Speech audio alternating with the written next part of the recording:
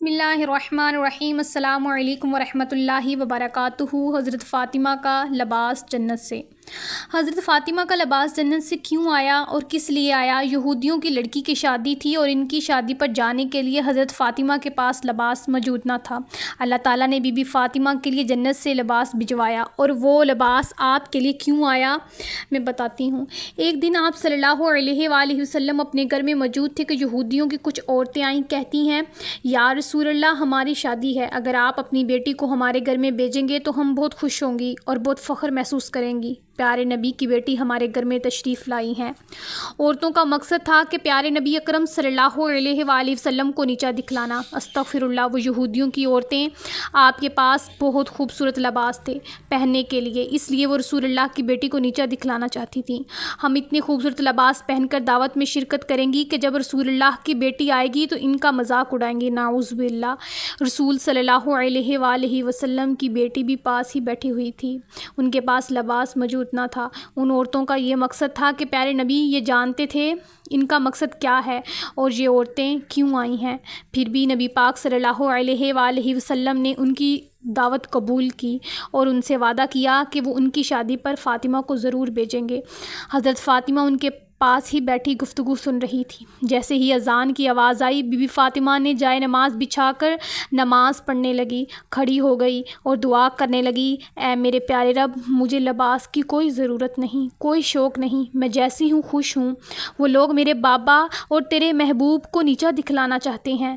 Be be Fatima نے دعا کی، اے پیارے رب، اپنی رحمت کا اس طرح کرم کر دو کہ مجھے شرمندگی نہ ہو۔ سرکار دو عالم صلی اللہ علیہ وآلہ وسلم جانتے تھے کہ ان کی بیٹی کیا دعا کر رہی ہے اور ان کا کیا مقصد ہے۔ پیارے نبی اکرم صلی اللہ علیہ وآلہ وسلم کو ہر بات معلوم تھی، لیکن آپ صلی اللہ علیہ وآلہ وسلم خاموش تھے، کیونکہ ان کو پتہ تھا کہ ان کا رب آپ کو شرمندہ نہیں ہونے دے گا۔ اللہ تعالیٰ نے جبرائیل کو اپنے پاس بلوایا اور فرمایا، اے جبرائیل، جنت میں جاؤ اور وہاں سے ایک لباس لے کر میرے محبوب کے گھر چلے جاؤ اور ان کی بیٹی کو دے کر آنا۔ حضرت جبرائیل علیہ السلام نے لباس لیا اور رسول اللہ کے دروازے کے پاس آئے اور اجازت مانگی کہ یا رسول اللہ، میں اندر آ جاؤں؟ آپ صلی اللہ علیہ وآلہ وسلم نے فرمایا، اے جبرائیل، اندر آ جاؤ۔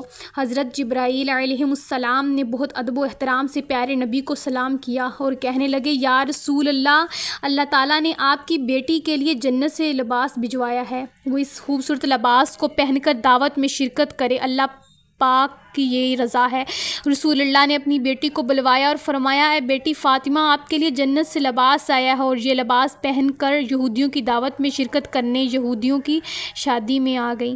تو ان کی عورتیں بہت خوبصورت لباس میں اپنے اپنے غرور و تکبر میں تھیں، ایک سے بڑھ کر ایک لباس پہنا ہوا تھا، اور وہ حضرت فاطمہ کے انتظار میں تھی کہ وہ کب آئیں اور ان کو نیچا دکھلائیں۔ استغفر اللہ۔ جب بی بی فاطمہ یہودیوں کی شادی میں تشریف لائیں تو ان کا لباس دیکھ کر ساری کی ساری عورتیں حیران رہ گئیں۔ ان کا لباس اتنا خوبصورت تھا کہ پوری محفل میں ان جیسا کوئی دوسرا لباس نہ تھا۔